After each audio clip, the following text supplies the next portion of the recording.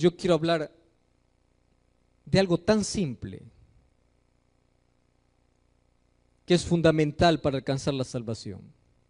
La salvación comienza con creer. Un día un carcelero le dice a Pablo: ¿qué haré para ser salvo? Pablo le dice: cree. Ah, entonces, pastor, ya estoy salvo porque yo creo. Marta creía en Dios y Jesús le insiste: cree. Entonces, ¿cómo poder entender las palabras de Jesús que le diga a un creyente que crea? Quiere decir que nosotros no hemos entendido qué significa creer.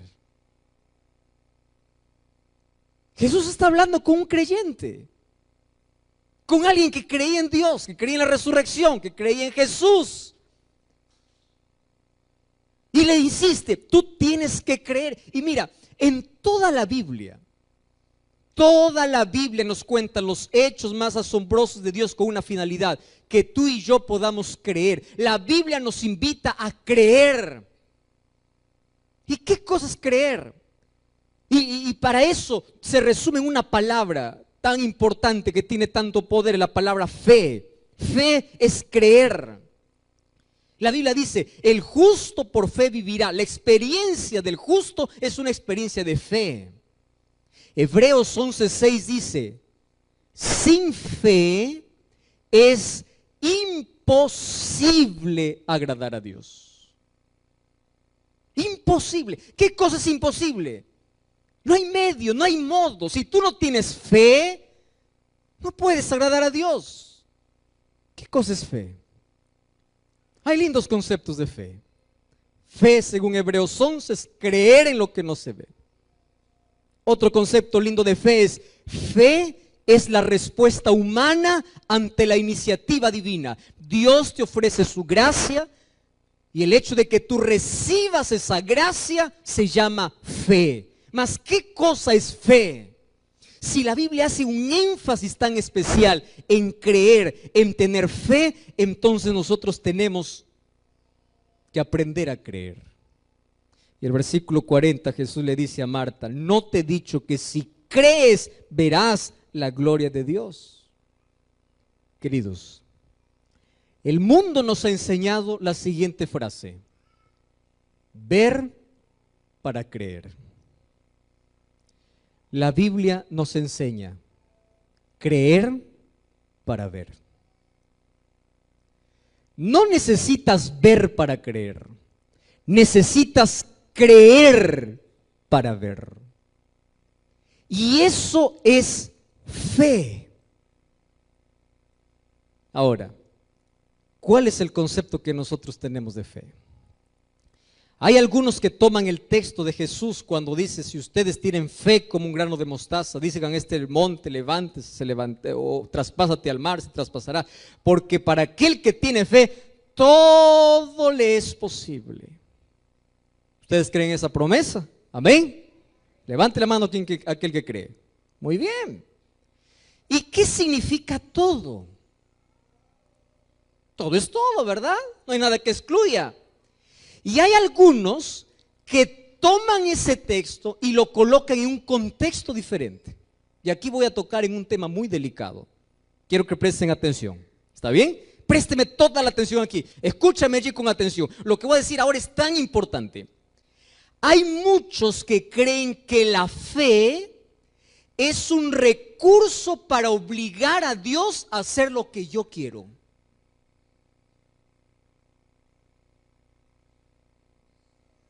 Es por eso que algunos incluso comercializan la fe. Ustedes ya escucharon un sermón así: ¿tú quieres un milagro en tu vida? Yo te vendo a ti agua bendita, agua con oración. Tomas esta agua y lo tomas con fe y el milagro llegará. ¿Escucharon predicaciones así? ¿Tú ya escuchaste predicaciones así? Quiero saber cuál es el tamaño de tu fe. Dime cuál es el tamaño de tu ofrenda. Tú tienes que dar más, porque mientras más das, entonces tienes que tener más fe y milagros van a suceder. ¿Hasta dónde llega el ser humano a usar la fe como un recurso caprichoso. En otras palabras, Señor, mírame, yo creo en ti y tú vas a hacer todos mis gustos. Hay algunos que piensan que eso es la fe. Ustedes ya vieron, por ejemplo, personas ir a Jesús así: Señor, mírame, yo estoy enfermo. Señor, estoy enfermo y quiero que me sanes ya, ahora. Es decir, tú mismo colocas la manera como Dios quiere que lo haga. Entonces, cuando tú te levantas y sigues enfermo, te decepcionas. ¿Cuántos de ustedes han orado y Dios no les ha respondido como ustedes han querido? Wow, no soy el único, ¿verdad? Hay varios que compartimos la misma tristeza, ¿verdad? Y vamos a Dios y decimos: Señor, yo quiero esto urgente. Hay una persona que hace medio año me dice: pastor, yo creo que usted no tiene fe, me dice. ¿Y por qué? Le digo: pastor, yo le he pedido que usted ore para que Dios me dé un empleo. Y le digo: ¿y qué está haciendo para tener ese empleo? Yo estoy esperando. ¿Y qué horas va a llegar? Nosotros pensamos que la fe obliga a que Dios cumpla mis caprichos. Y tú vas a ver cristianos frustrados porque piensan que la fe es un recurso para hacer que Dios haga lo que yo quiero. Te voy a contar una ilustración aquí. ¿Tú te imaginas qué sucedería si Dios te diera todo lo que tú quieres? Hay cosas que nosotros creemos que es lo mejor para nuestra vida porque vemos solamente nuestro presente, no vemos el futuro. Y hay cosas que Dios no nos...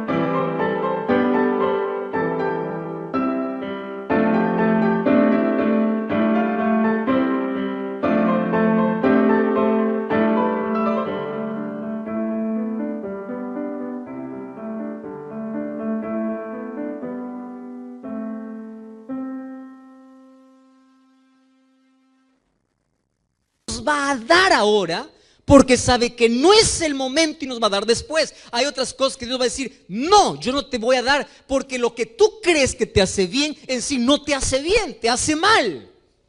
Hay una historia que a mí me gusta contar. Una vez dice que dos hermanitos estaban allá jugando en el cuarto, ¿no? Un varoncito y una nenita, una niñita. Y de pronto la niñita empieza a llorar y la mamá está en la cocina, no ve lo que está sucediendo y le pregunta al hermanito que era mayor. Le dice: ¿por qué llora tu hermana? Le dice. Bueno, le dice: porque no le doy lo que ella quiere. Y la mamá, como no sabía lo que la niñita quería, le dice: mira, para que deje de llorar, dale lo que ella quiere. Y no pasó un minuto y la niña empezó a llorar más fuerte. Y entonces la mamá le dice: ¿y qué sucedió ahora? Pues yo le di lo que ella quería. Y recién la mamá pregunta y dice: ¿y qué cosa quería? Quería agarrar una abeja. Y la abeja la agarró y le picó. Imagínate, nosotros a veces vamos a Dios y le decimos: yo quiero así, a mi modo. Yo quiero que me sanes ahora, yo quiero un empleo ahora, yo quiero el milagro ahora. Pero el milagro no va a ser como tú quieres, va a ser como yo quiero. Entonces se levantan y no sucede el milagro y dice: Dios no me escucha, Dios no me escucha, Dios no me escucha. No es que Dios no te escucha. Es más, cuando tú oras ni siquiera estás informando a Dios, porque Dios sabe cuál es tu necesidad. La oración es para depender de Dios. La oración es para aceptar la voluntad de Dios. La oración no es para obligar a Dios a cumplir nuestros caprichos. La oración es para prepararnos para recibir las bendiciones de Dios en el momento que Él quiere darnos. La oración es para colocar paz en el tiempo de espera. La oración nos enseña a recibir las bendiciones de Dios y la oración nos ayuda a aceptar los nos de Dios. Por eso no te frustres cuando tú vas a Dios y le dices: Señor, yo quiero esto ahora, Señor, tiene que ser ahora y ahora. ¿Tú has visto a un niñito cuando va al mercado y quiere un juguete? Así somos con Dios, ¿verdad? Yo quiero esto ahora, y cuando no le das se empieza a revolcar allí en el mercado y a hacer todo su show. Y si el padre es firme, le dice: no. Y se acabó. A veces nosotros hacemos ese tipo de cosas, ¿verdad? Oh, Señor, tú no me escuchas, ahora me voy, ahora no quiero saber nada, ahora. Y Dios te mira y dice: hijo, yo te iba a dar mejor de lo que estabas pidiendo. O lo que tú me estabas pidiendo ahora no era el momento. O el no mío es una muestra de que te amo. Porque si te diera todo lo que tú me pides, ¿cómo sabes que la bendición que estás pidiendo se va a tornar en maldición? Dios puede tornar los mayores fracasos de nuestra vida en las más grandes victorias. Eso es lo que Dios puede hacer. Ahora, fe no es decir a Dios que haga lo que yo quiero, es aceptar lo que Él quiere para mi vida. Pastor, entonces, ¿cómo se entiende el texto? Cuando ustedes piden con fe, pidan todo lo que quieran. Ahora te explico. Cuando Jesús dice: pidan todo lo que quieran, cuando piden con fe, significa, primero, para tener fe hay que convivir con Dios. Fe no es decir: yo creo, Señor, yo creo en ti, entonces dame el carro del año, dame la casa del año, dame el empleo, dame la novia que quiero, dame el trabajo que quiero. No, fe es el resultado de la relación con Dios, de la confianza, de la comunión que tengas con Dios. Entonces Jesús dice: si tú caminas conmigo, confías en mí. Y si confías en mí, todo lo que pides te doy. Pero no todo lo que pides te voy a dar como tú quieres, sino que como tanto confías en mí, todo lo que recibas lo vas a aceptar. Todo.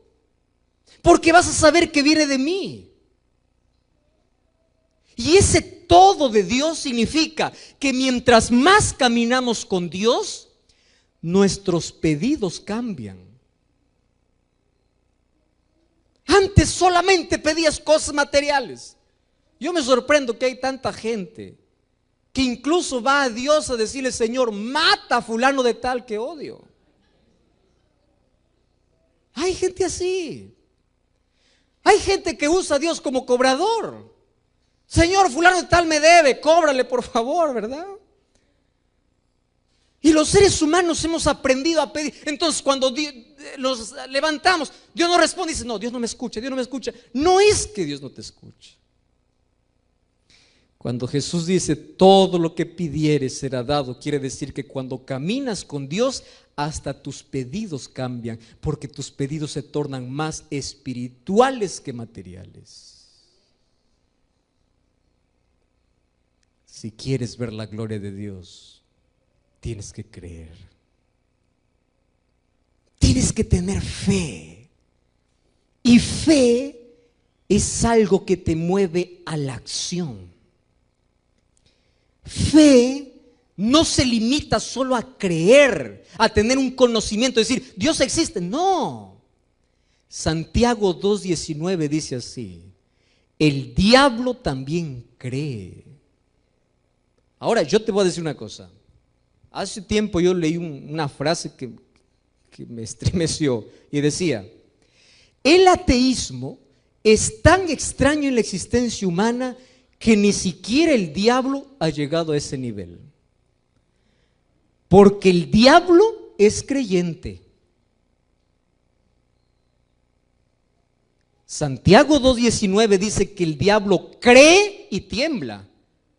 Hay muchos cristianos que ni creen ni tiemblan, es decir, ni el diablo llegó a ese nivel. Pero allí dice: no se arrepiente. Es igual que muchos, ¿verdad?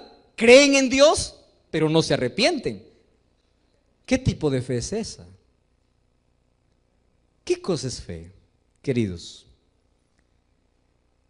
Si es tan importante la fe para ver la gloria de Dios, tú tienes que comprender que fe tiene que ver con dos palabras importantes. Primera palabra: fe es confiar. A ver, repitan: ¿qué cosa es fe? Una vez más, ¿qué cosa es fe? Segunda palabra: fe es obedecer. ¿Qué cosa es fe? El padre de la fe fue Abraham. Abraham creyó, confió y obedeció. Fe no solamente es decir: yo sé que Dios existe. Hasta el diablo cree así. Fe te lleva a una entrega. Y ojo con lo que voy a decir ahora. Los seres humanos somos tan extraños y curiosos. ¿Sabes por qué? Porque confiamos en quien no debemos y desconfiamos en quien debemos confiar. Te voy a hacer un ejemplo. Una mujer cree en un hombre que lo maltrata y sigue viviendo con ese hombre porque cree en la palabra de su marido que le dice: esta es la última vez. ¿Por qué sigue viviendo con él? Porque cree en su palabra. Una esposa cree y sigue viviendo con su marido después que le falló más de 10 veces porque el marido vino y le dijo: nunca más te seré infiel. Y ella sigue creyendo, por eso sigue junta. Así somos los seres humanos. El ser humano cree cuando va al médico que la medicina que le da le va a hacer bien y lo toma y le obedece exactamente como dice la receta, porque cree en el médico, no está preguntando si le da veneno. Cree. El ser humano cree cuando sube a un avión, nunca ve el rostro del piloto, no sabe quién está dirigiendo, no sabe ni siquiera si el piloto está durmiendo, está despierto, pero el ser humano cree en alguien que no ve, pero cuando se trata de Dios, no cree. No cree. Así somos los humanos, ¿verdad? Creemos en el médico, creemos en el piloto, creemos en aquel que nos hace daño, creemos. Ahora, viene Jesús, que es fiel, tu Salvador, tu Dios, tu amigo, viene con una promesa y dice: hijo, yo te llamo, no temas, yo estoy contigo. Y Dios está llamando a ti desde hace tiempo y dice: por favor, hijo, yo te estoy llamando, ven, ven. ¿Y tú qué cosa dices? No, ¿por qué? Tengo miedo. ¿Y por qué tienes miedo? ¿Acaso no crees que Dios dice: no temas porque yo estoy contigo? Ah, no, ¿por qué no crees? Así somos los seres humanos. Estoy acordándome de una historia. Ustedes lo han escuchado muchas veces.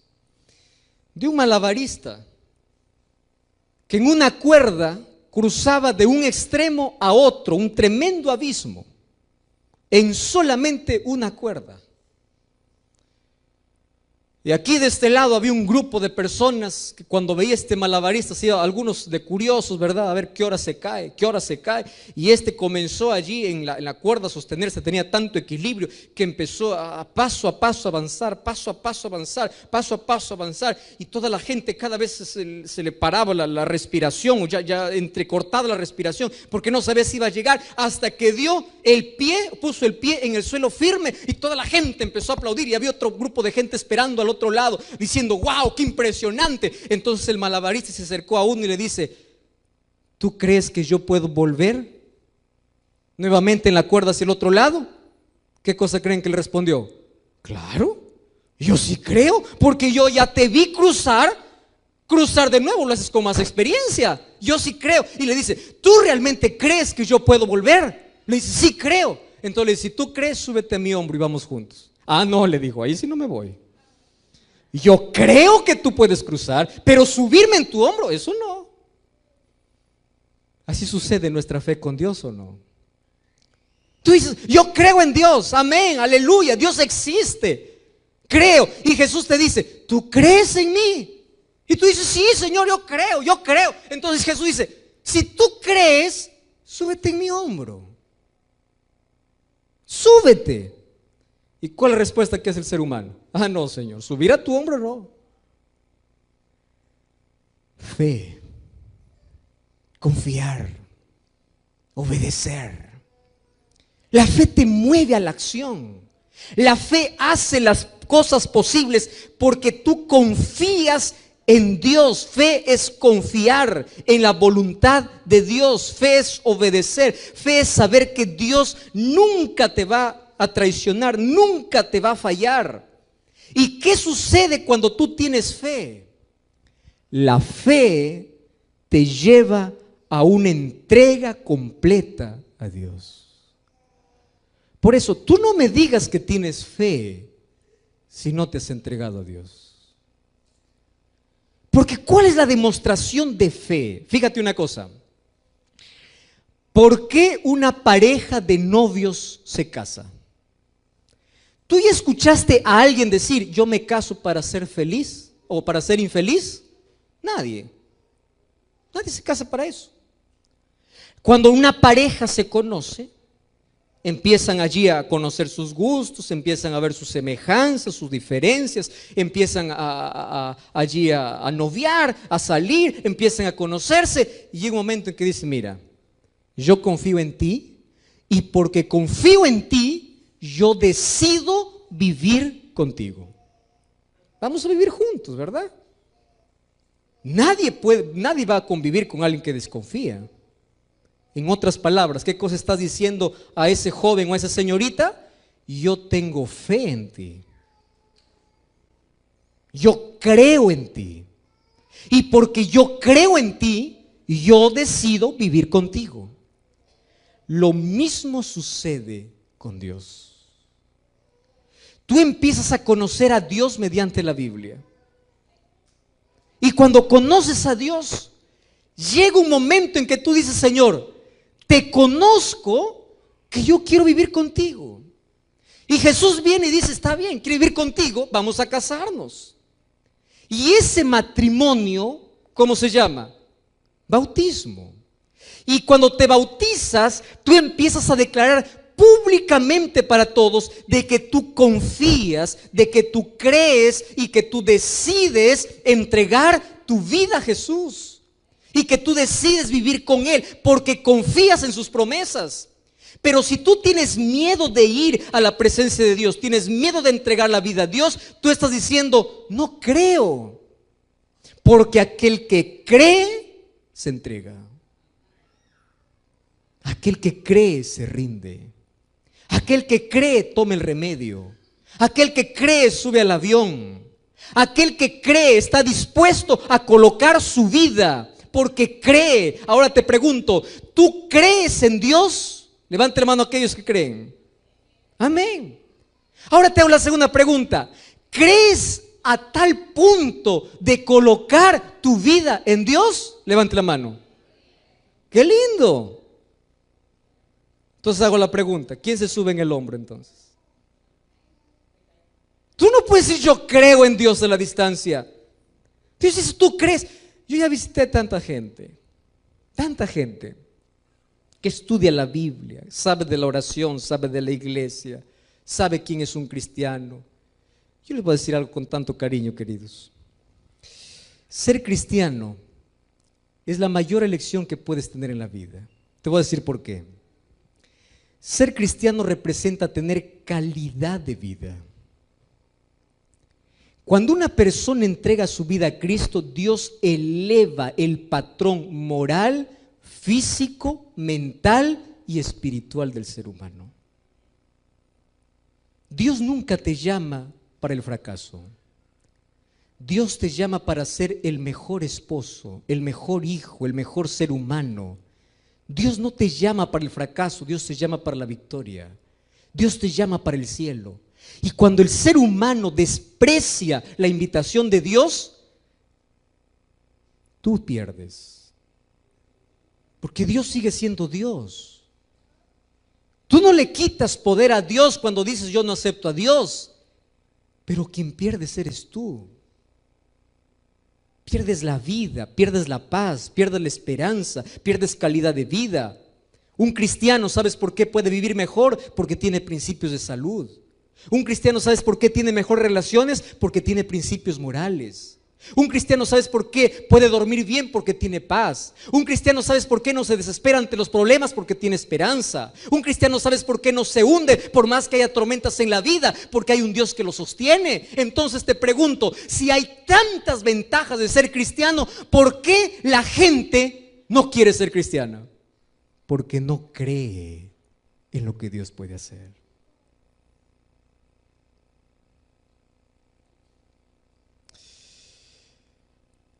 Cuando yo estaba comenzando a hacer mis prácticas como misionero allí en la ciudad de Lima, yo conocí a un profesor, un catedrático de una de las universidades más prestigiosas de la capital. Y un día yo me acerqué para él a preguntarle, decirle, ¿cómo es que tú así empezaste a frecuentar la iglesia, a conocer de Dios o aceptar a Dios? Y él me dio una respuesta media complicada de entender. Me dice, pastor, yo nunca creí en Dios. No, está bien, eso fue tu pasado, yo sé que ahora crees en Dios, porque ahora es incluso líder de iglesia. Sí, dice, pero usted no sabe mi historia. Yo maldije a Dios porque me quitó a mi madre cuando yo tenía 8, 9 años de edad. Y yo crecí odiando a Dios. Y yo me puse aquí en mi mente, durante toda mi vida, yo voy a estudiar la docencia solamente para colocar en la mente de todos los alumnos que la mayor ignorancia es creer en un Dios que no existe. Y yo crecí odiando, literalmente. Si yo negaba la existencia de Dios, no era porque yo no descubrí en un laboratorio diciendo que Dios no existe. No, yo crecí odiando la existencia de Dios porque ese Dios me hizo daño. ¿Cómo es posible que no haya hecho nada para que yo pueda vivir sin madre? Usted no sabe cuánto sufrí. 10, 12, 14, 15 años empecé cada vez a colocar argumentos y argumentos de que Dios no existe. Empecé a investigar en la ciencia, empecé a investigar en la biología, en todas las ciencias. Y un día me convertí en profesor.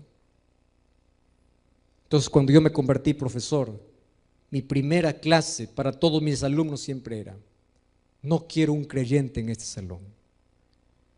Y si yo sabía que había un creyente, yo intentaba hacer la vida imposible de ese creyente. Es más, si yo podía jalarlo en todos los cursos y permitir que nunca